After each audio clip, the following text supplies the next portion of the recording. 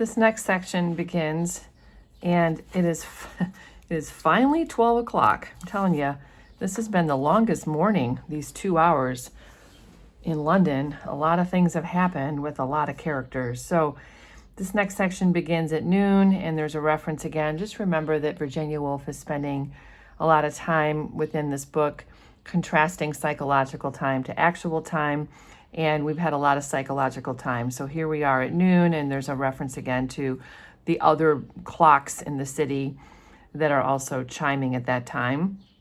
And Rezia has arrived at William Bradshaw's house, and out in front is a gray motor car. The leader's circles dissolved in the air. So I'm wondering to myself, they're going to his house. They are on Harley Street. So he is one of those doctors that Dr. Holmes sarcastically commented about, that, if you have the money, you can go to Harley Street. When you go to Harley Street, if any of you ever travel to London, they do look like houses. I mean, they are, you could be living in those offices and also have an office on the first floor and then have a home above it or whatever. So I'm wondering though, is he a real doctor? I mean, Sir William Bradshaw. It is true, in England, you don't call doctors doctor, you call them Mr. So it's just, it does seem a little suspicious to me for some reason. And I think we are going to discover that that's a fair assessment at this point. So his car is this very fancy car parked in front. It's powerful. Again, we have the reference to gray, plain initials interlocked on the panel, as if the prompts of heraldry were incongruous. This man, being the ghostly helper, the priest of science, and as the motor car was gray to match his somber suavity, gray furs, silver gray rugs were heaped in it to keep her ladyship warm while she waited. So his wife is sitting in the car as Rezia and Septimus walk up to the building. For often Sir William would travel 60 miles or more down into the country to visit the rich that are afflicted, who can afford a very large fee, which is what he charges. And she would wait in the car with rugs about her knees because it's chilly. It's always chilly and damp in London, thinking, or England in general, honestly, thinking sometimes of the patient, sometimes of the wall of gold mounting minute by minute while she waited. So really, she's very well aware that what he does brings them a tremendous amount of money and a luxurious lifestyle, of course, too. So she's thinking, we have a little bit of an introduction to this wife, and obviously it's natural to wonder how important is this very secondary character. She's going to become sort of important here. So you want to pay attention to her. She's a little overweight, which makes her a little unhappy with how she looks. She spends a lot of time entertaining.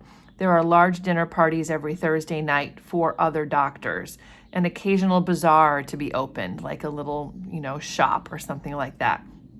Royalty greeted. Too little time with her husband, whose work grew and grew. A boy doing well at Eton, so they have a child who's away at boarding school. She would have liked a daughter too. Interests she had.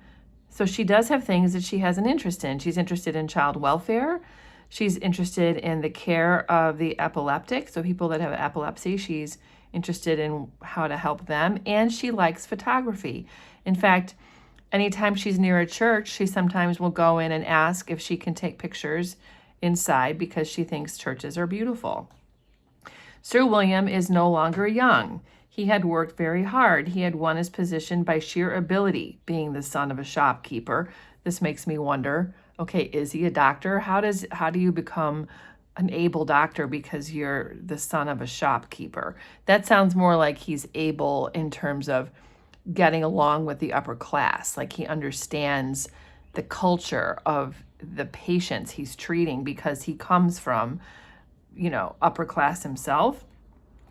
He had been knighted, which indicates that the royal family and other people believed he really truly has abilities when it comes to medicine. So maybe he's legit. But he has sort of heavy and weary sort of look about him all the time. The patients are incessant. The responsibilities and privileges of his profession are onerous, meaning that they're sort of intimidating, like that he has a lot on his shoulders, as he should if he's actually a doctor. These are serious conditions that people have, and they are hoping for cures and, treatments. And he apparently has a reputation for dealing with nerve cases, which would be probably a way of describing mental health, not merely of lightning skill and almost infallible accuracy in diagnosis, but of sympathy, tact, understanding of the human soul. So, I'm truly, as I read about him, I'm waffling back and forth. Like, is he going to be a good doctor or not? Maybe he is. Remember, Dr. Holmes just said nothing is wrong with Septimus.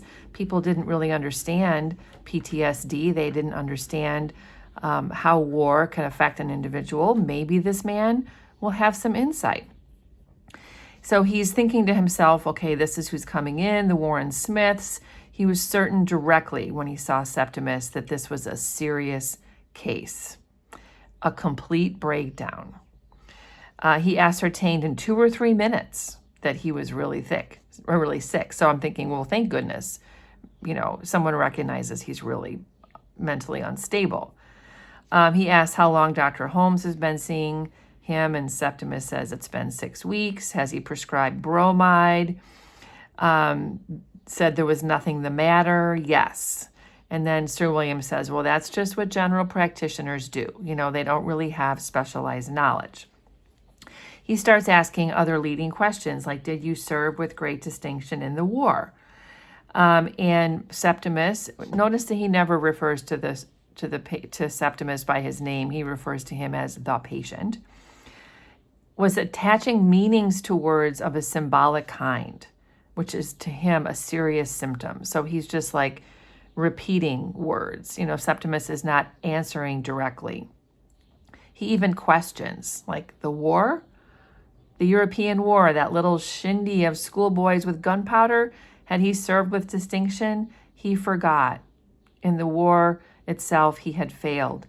Yes, he served with great distinction, Rezia says. He was promoted. So Rezia can answer this coherently, but not Septimus.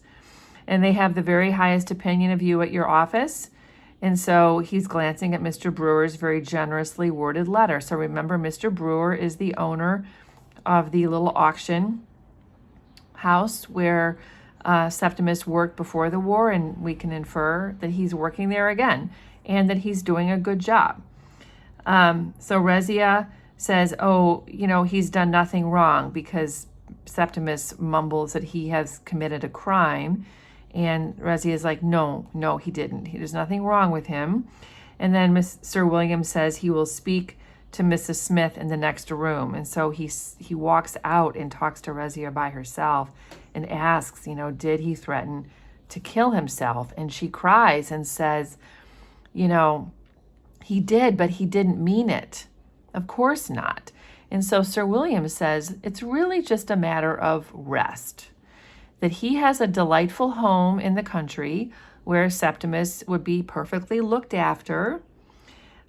He never says that, he never spoke of madness. He called it not having a sense of proportion. So this is an interesting, we're going to see this again and again, this reference to a sense of proportion. So he doesn't say to Rezia that Septimus is crazy or is mad or is having a breakdown.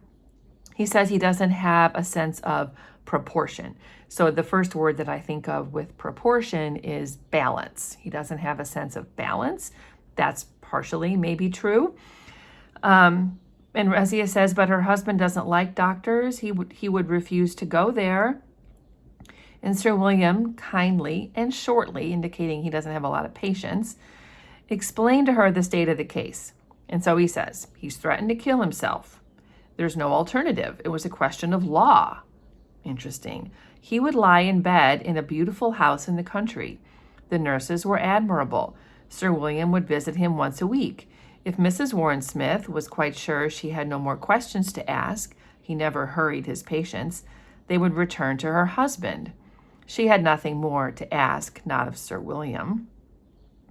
So they returned to the most exalted of mankind, the criminal who faced his judges, the victim exposed on the heights, the fugitive, the drowned sailor, the poet of the immortal ode. Remember, he wanted to be a poet. The Lord who had gone from life to death, to Septimus Warren Smith, who sat in the armchair under the skylight, staring at a photograph of Lady Bradshaw in court dress, muttering messages about beauty. So this is, I just made a note here, this is like Septimus's self-concept, all the various things he sees within himself. Sir William says, we have had our little talk, and Rezia says, he says you're very, very ill. And William says, we have been arranging that you should go into a home. And Septimus is like, oh, one of Holmes's homes? And obviously, that would be bad. The fellow made a distasteful impression, for there was in Sir William, whose father had been a tradesman, a natural respect for breeding and clothing, which shabbiness nettled. Again, the more profoundly there was in Sir William, who had never had time for reading, that makes me suspicious, a grudge against cultivated people who came into his room and intimated that doctors are not educated men. Okay, so we need to pay attention to this. Remember, Septimus was educating himself before the war. He was going to become a poet. He was going to lectures about writing and literature and reading and understanding what's happening in culture and in life.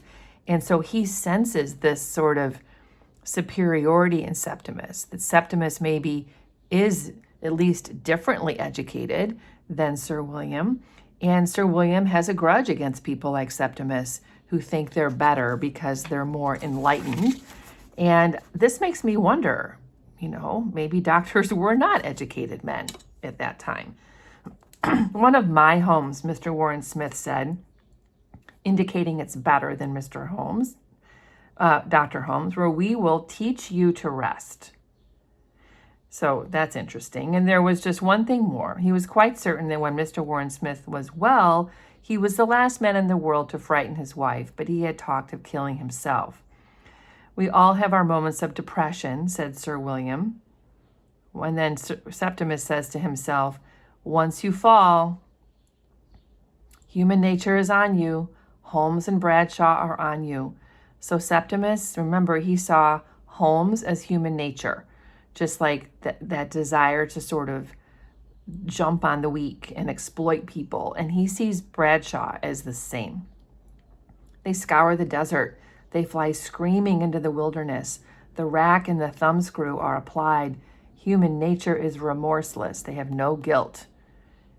Impulses can come upon him sometimes, Sir William asks. That was his own affair, said Septimus. Nobody lives for himself alone, said Sir William. And you have a brilliant career before you, said Sir William.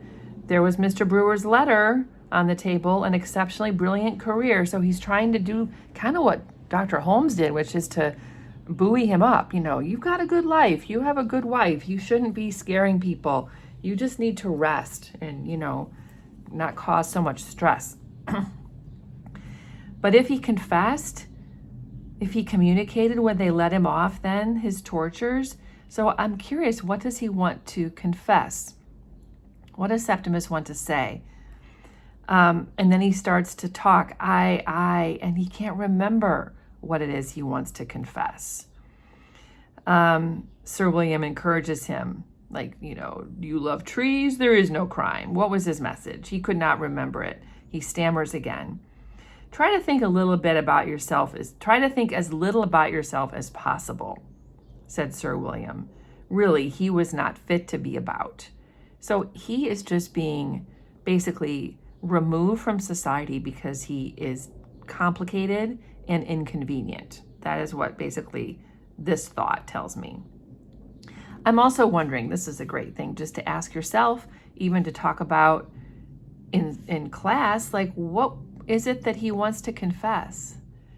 I would assume it's something from the war. This is why he's so traumatized.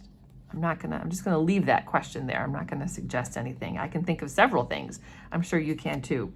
Was there anything else they wish to ask him? Sir William would say. He says he's gonna make all the arrangements. and he would let her know between 5 and 6 that evening.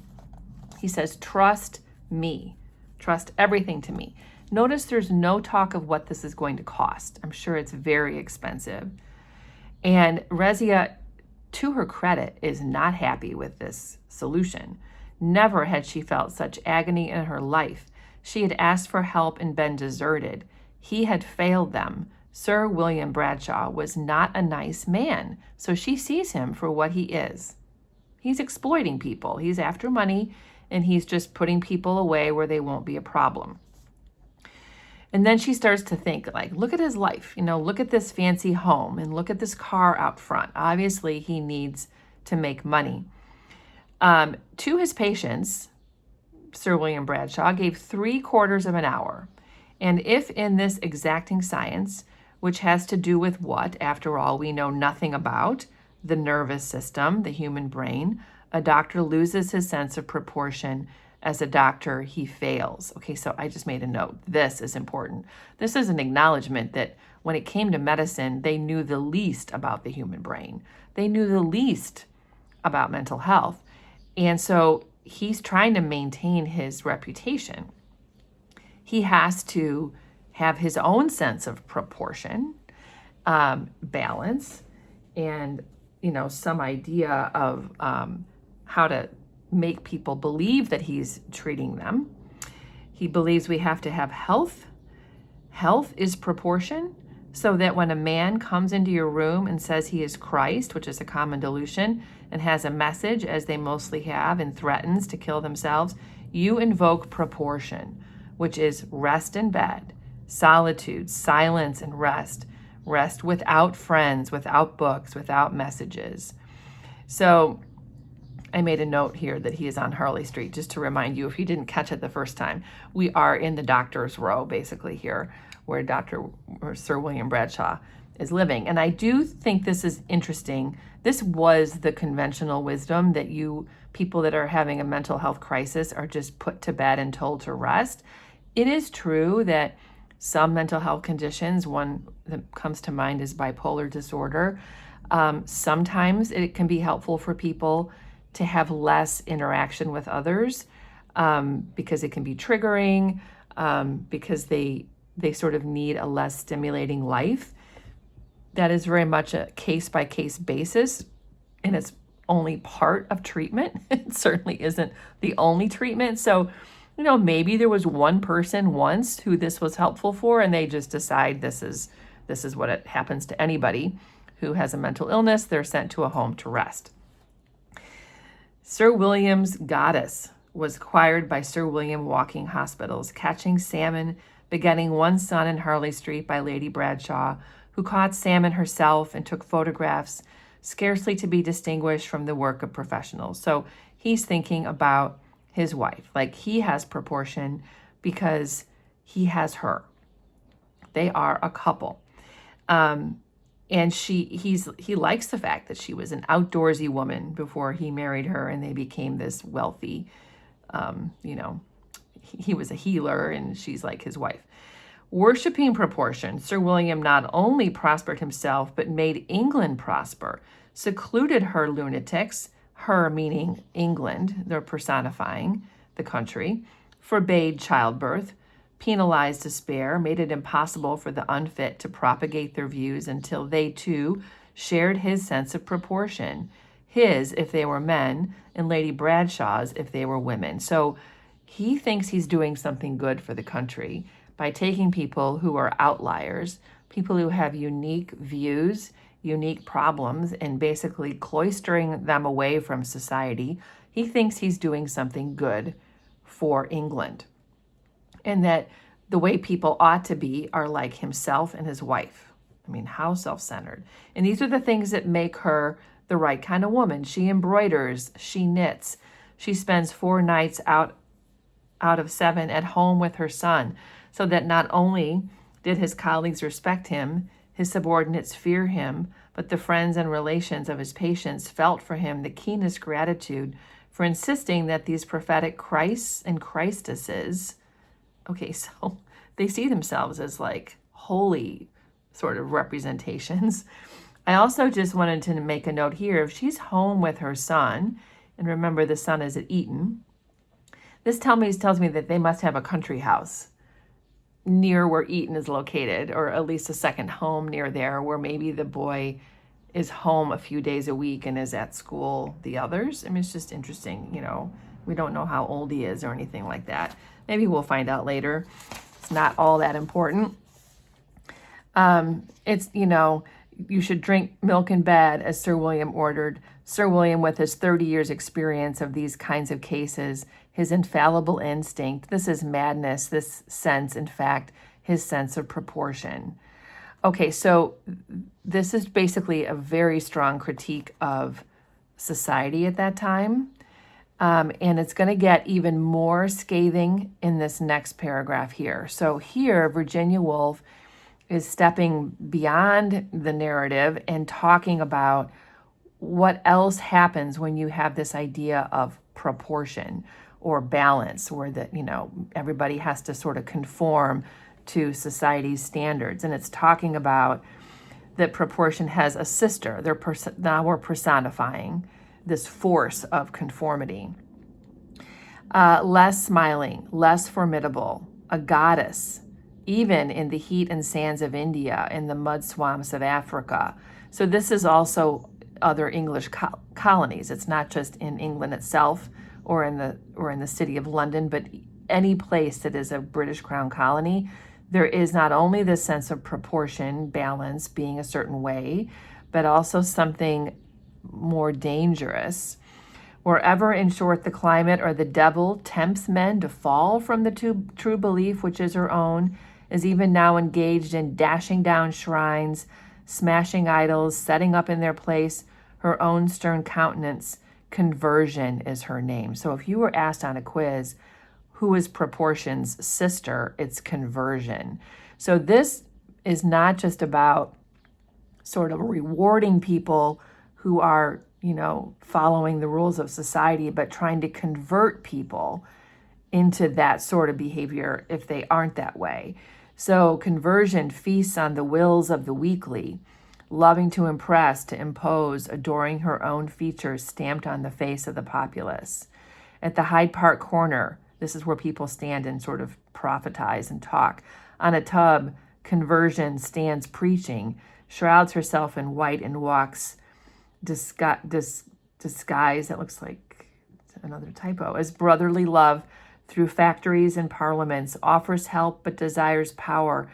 So it's like it's people who try to, influence others and seem trustworthy, but they're not. This lady, too, Rezia Warren Smith divined it, had her dwelling in Sir William's heart, though concealed, as she mostly is, under some plausible disguise.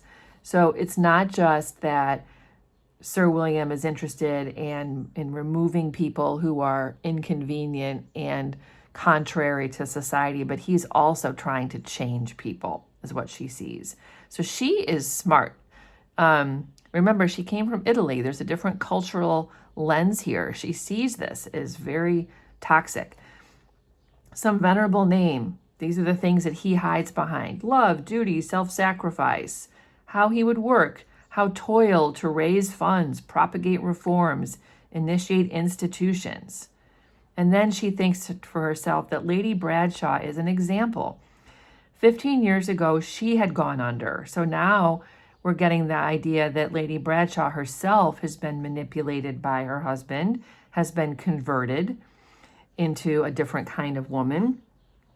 It was nothing you could put your finger on. There had been no scene, no snap, only the low sinking waterlog of her will into his. So she slowly kind of dissolved into whatever he wanted. Sweet was her smile, swift her submission. Dinner in Harley Street, numbering 8 or 9 courses, feeding 10 or 15 guests of the professional classes. Everything was smooth and urbane, very sophisticated. Only as the evening wore on, a very slight dullness or uneasiness, perhaps, a nervous twitch. What it was, painfully, really painful to believe, that the poor lady lied. Conversion, meaning lied. She is not happy. Once long ago, she had caught salmon freely. Now, quick to minister to the craving which lit her husband's eye, so oilily for dominion, for power, she cramped, squeezed, pared, pruned, drew back, peeped through, so that without knowing precisely what made the evening disagreeable and caused this pressure on the top of her head, disagreeable it was. So she's like, I hate this. I don't like these dinners. How did I end up here, is what she seems to be asking herself. She is not being her authentic self anymore.